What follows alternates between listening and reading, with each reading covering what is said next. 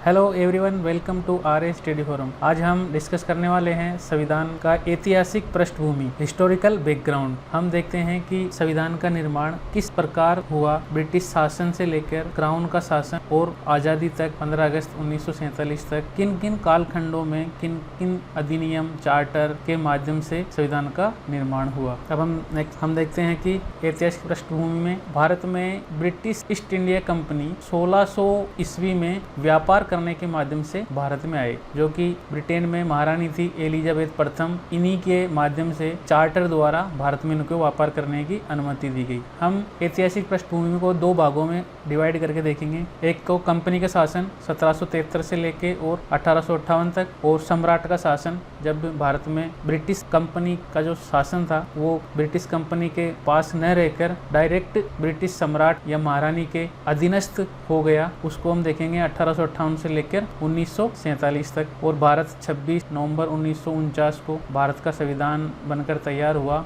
और भारत ने संविधान को अपनाया, और 26 जनवरी 1950 को भारत एक आधुनिक भारत के रूप में भारत का निर्माण हुआ और भारत संसदीय लोकतंत्र के रूप में विश्व पटल पर भारत देश का संप्रभु के रूप में आविर्भाव हुआ। हम देखते हैं कि ऐतिहासिक पृष्ठभूमि में हम देखेंगे कि ब्रिटिश संसद द्वारा अधिनियम और चार्टर के माध्यम से ब्रिटिश कंपनी और क्राउन ने किस प्रकार भारत में शासन की नींव रखी और हमने किस प्रकार हमारा संविधान निर्माण हुआ, हम आज इसको डिस्कस करेंगे। आज हम डिस्कस करेंगे रेगुलेटिंग एक्ट 1773, 1781 का संशोधित अधिनियम पिट्स इंडिया एक्ट 1784, 1786 का चार्टर अधिनियम, 1793 का चार्टर एक्ट, 1813 का चार्टर एक्ट, 1833 का चार्टर एक्ट, 1853 का चार्टर एक्ट और 1858 का अधिनियम। हम देखते हैं कि 1858 से पहले चार्टर या एक्ट के माध्यम से ब्रिटिश कंपनी को भारत में शासन करने के लिए ये ब्रिटिश गवर्नमेंट द्वारा, ब्रिटिश सरकार द्वारा एक एक्ट के माध्यम से उनको शासन करने के लिए नियम निर्धारित किए जाते थे। 1858 के बाद में भारत का शासन सीधे ब्रिटिश महारानी या सम्राट के अधीन चला गया। उसके बाद अधिनियम, भारतीय अधिनियम के माध्यम से शासन किया गया। तो कौन कौन से अधिनियम आए हम ये देखेंगे। 1861 का अधिनियम, 1862 का अधिनियम, 1909 का अधिनियम, 1919 का अधिनियम, और साथ में 1927 की रिपोर्ट, नेहरू रिपोर्ट, गोलमेज सम्मेलन और भारत सरकार अधिनियम 1935, और अंत लास्ट में भारतीय स्वतंत्रता अधिनियम 1947। अब हम नेक्स्ट देखते हैं रेगुलेटिंग एक्ट 1773। रेगुलेटिंग एक्ट का मुख्य उद्देश्य था कंपनी के प्रबंधन की जो समस्याएं हैं उनको किस प्रकार निराकरण किया जाए। इस एक्ट के माध्यम से बंगाल का जो गवर्नर था उसको गवर्नर जनरल बनाया गया और एक 4 सदस्यीय परिषद का गठन किया गया जिनका निर्णय बहुमत से होता था। इस परिषद में 4 सदस्य और एक गवर्नर जनरल, इस प्रकार 5 सदस्य टोटल थे। निर्णय बहुमत से लिए जाते थे और इनका कार्यकाल 5 वर्ष होता था और इनको ब्रिटिश सम्राट द्वारा हटाया जा सकता था, केवल ब्रिटिश सम्राट द्वारा। ये ध्यान रखना है हमें कि 1773 के माध्यम से जो परिषद के जो सदस्य थे उनको केवल ब्रिटिश सम्राट द्वारा ही हटाया जा सकता था। मद्रास, बम्बई और बंगाल, ये 3 प्रेसिडेंसियां थी जिसमें बंगाल प्रेसिडेंसी के अधीन मद्रास और बंगाल को कर दिया गया। बंगाल के गवर्नर जनरल को तीनों प्रेसिडेंसियों का गवर्नर जनरल बना दिया गया। लॉर्ड वारेन हेस्टिंग को बंगाल का प्रथम गवर्नर जनरल बनाया गया। ये हमें ध्यान रखना है एग्जाम में कि प्रथम बंगाल का गवर्नर जनरल कौन था, तो लॉर्ड वारेन हेस्टिंग, जो कि 1773 एक्ट के माध्यम से बना गया। कर्मचारियों को निजी व्यापार और भारतीयों से उपहार लेना, रिश्वत लेना, इन पर पाबंदी लगाई गई। सह परिषद गवर्नर जनरल को भारतीय प्रशासन पर कानून बनाने का अधिकार दिया गया। नेक्स्ट देखते हैं। इस अधिनियम के माध्यम से कलकत्ता में एक उच्च न्यायालय की स्थापना की गई जिसकी 1774 में स्थापना की गई। इस उच्चतम न्यायालय का सर एलिजा इम्पे प्रथम मुख्य न्यायाधीश थे। दीवानी, फौजदारी, जल, धार्मिक मामलों पर व्यापक अधिकार न्यायालय को प्रदान किए गए। इनके विरुद्ध अपील इंग्लैंड में स्थित प्रीवी काउंसिल में की जा सकती थी। आपको ध्यान रखना है कि 1773 एक्ट के उच्चतम न्यायालय के निर्णयों के विरुद्ध अपील इंग्लैंड में प्रीवी काउंसिल में की जा सकती थी। इस एक्ट के माध्यम से ब्रिटिश संसद ने भारत में जो कंपनी थी उसमें हस्तक्षेप एवं नियंत्रण प्रारंभ किया। ये पहला मामला था जब भारत में प्रशासनिक दृष्टि से केंद्रित करने वाला यह पहला प्रयास था। इस एक्ट के माध्यम से ब्रिटिश सरकार ने भारत में प्रशासनिक तंत्र को केंद्रित करने का यह इसका पहला प्रयास था, तो ये लिखित संविधान के रूप में प्रस्तुत किया गया। अब हम नेक्स्ट देखते हैं 1781 का संशोधित अधिनियम। ये संशोधित अधिनियम क्या है, क्यों लाया गया, इसको हम देखेंगे कि रेगुलेटिंग एक्ट 1773 की जो कमियां थी उनको ठीक करने के लिए इसको लाया गया। तो इसके द्वारा कलकत्ता की सरकार को बंगाल, बिहार और उड़ीसा की विधि बनाने का अधिकार दे दिया गया। कलकत्ता की सरकार को इन तीनों राज्यों के कानून बनाने का अधिकार दे दिया गया। और सर्वोच्च न्यायालय पर यह रोक लगा दी गई कि यदि कंपनी कर्मचारियों के विरुद्ध कोई भी कार्रवाई नहीं करेगा यदि उन्होंने सरकारी हैसियत से कोई कार्य किया है तो। और इसमें सबसे इम्पोर्टेंट बात यह है कि कानूनों को बनाने या निर्माण करते समय भारत में जो सामाजिक और धार्मिक रीति रिवाज है उनका सम्मान किया जाएगा। हिंदू है तो उनको हिंदू लॉ के अकॉर्डिंग और मुस्लिम है तो उनको मुस्लिम रीति रिवाज के अकॉर्डिंग कानून बनाए जाएंगे और उनके अकॉर्डिंग ही उनके निर्णय या उनका पालन किया जाएगा। इस एक्ट को एक्ट ऑफ सेटलमेंट भी कहा जाता है। ये हमें ध्यान रखना है कि कई बार एग्जाम में पूछा जाता है कि एक्ट ऑफ सेटलमेंट कौन सा अधिनियम है, तो आपको 1781 का अधिनियम ध्यान रखना है। इसको बंदोबस्त कानून भी कहते हैं। अब नेक्स्ट देखते हैं पिट्स इंडिया अधिनियम 1784। इस अधिनियम के माध्यम से कंपनी के शासन पर अधिक नियंत्रण करने के लिए एक नियंत्रक बोर्ड की स्थापना की गई, बोर्ड ऑफ कंट्रोल भी जिसे कहा जाता है। और गवर्नर जनरल की जो परिषद में सदस्यों की संख्या 4 से कम करके 3 कर दी गई। और युद्ध, संधि, राजस्व, सैन्य शक्ति, देशी रियासत आदि के अधीक्षण की शक्ति प्राप्त की गई। पहली बार ब्रिटिश अधिकृत प्रदेश कहा गया इस एक्ट के माध्यम से। कंपनी के अंदर भारत में अधिकृत प्रदेश थे उसे पहली बार ब्रिटिश अधिकृत प्रदेश कहा गया। इंग्लैंड में 6 आयुक्त कमिश्नरों के अंतर्गत बोर्ड ऑफ कंट्रोल की स्थापना की गई जिनकी नियुक्ति ब्रिटिश सम्राट द्वारा की जाती थी। कर्मचारियों को उपहार लेने पर पूर्णतः प्रतिबंध लगा दिया गया इस एक्ट के माध्यम से। यही को प्रयास 1773 के एक्ट में भी किया गया था, लेकिन इसमें पूर्णतः प्रतिबंध लगा दिया गया। और अंग्रेज अधिकारियों के मामलों की सुनवाई के लिए इंग्लैंड में एक कोर्ट की स्थापना की गई। अब भारत में अंग्रेजी कर्मचारी है, यदि उनके ऊपर कोई मुकदमा चलाया जाता है तो उनकी सुनवाई के लिए इंग्लैंड में एक कोर्ट की स्थापना की गई इस अधिनियम के माध्यम से। अब नेक्स्ट देखते हैं 1786 का अधिनियम। 1786 का अधिनियम उस टाइम लॉर्ड कॉर्नवालिस बंगाल के गवर्नर जनरल थे, ये हमें ध्यान रखना है।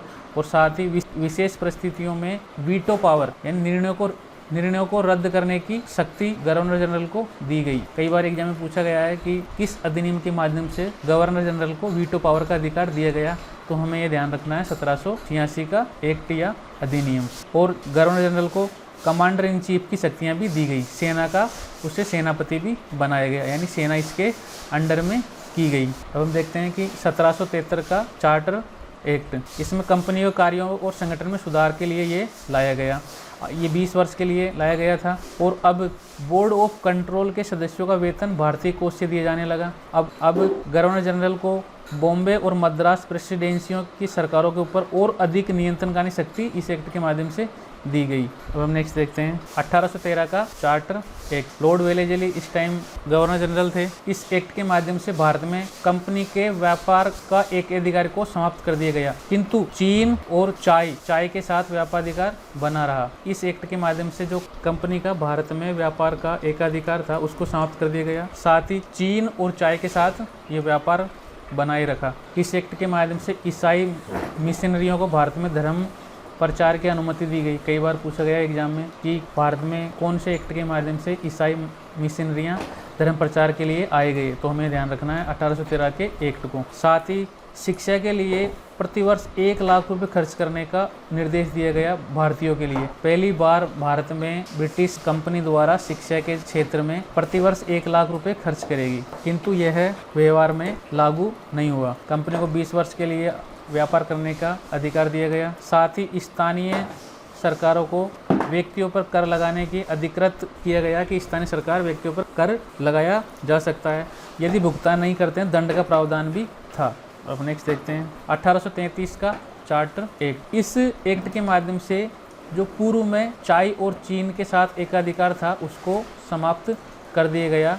अब कंपनी का भारत के साथ व्यापार का एकाधिकार पूर्णतः समाप्त हो गया। अब केवल प्रशासनिक और राजनीतिक संस्था बनकर रह गई। बंगाल के गवर्नर जनरल को संपूर्ण भारत का गवर्नर जनरल घोषित किया गया। और लॉर्ड विलियम बेटिंग, ये देखते हैं कि भारत का प्रथम governor general lord William Bentinck को बनाया गया। भारत के प्रदेशों में कंपनी के सैनिक और असैनिक शासन के निरीक्षण और नियंत्रण का अधिकार दिया गया और भारत के गवर्नर जनरल की परिषद द्वारा पारित कानूनों को अधिनियम की संज्ञा दी गई। विधि के संहिताकरण का प्रयास किया गया कि जो भी विधि है, कानून है, लॉ है, उनको एक प्रॉपर उनका संहिताकरण किया जाए, उनको एक डॉक्यूमेंट के रूप में बनाया जाए। दास प्रथा गैर कानून घोषित की गई, जिसे 1843 में समाप्ति की घोषणा की गई। नेक्स्ट देखते हैं 1833 का चार्टर अधिनियम। इस एक्ट के माध्यम से भारत में केवल, आपको ध्यान रखना है कि भारत में केवल धर्म, वंश, रंग, जन्म स्थान इत्यादि के आधार पर कंपनी के किसी भी पद पर भारतीयों को वंचित नहीं किया जाएगा। अब भारत के लोग कंपनी के अंदर सरकारी कर्मचारी की हैसियत से कार्य कर सकते हैं, उनके साथ में भेदभाव नहीं किया जाएगा। इस अधिनियम में यह मुख्य विशेषता थी। साथ ही गवर्नर जनरल की जो परिषद थी उसे संपूर्ण भारत के लिए कानून बनाने का अधिकार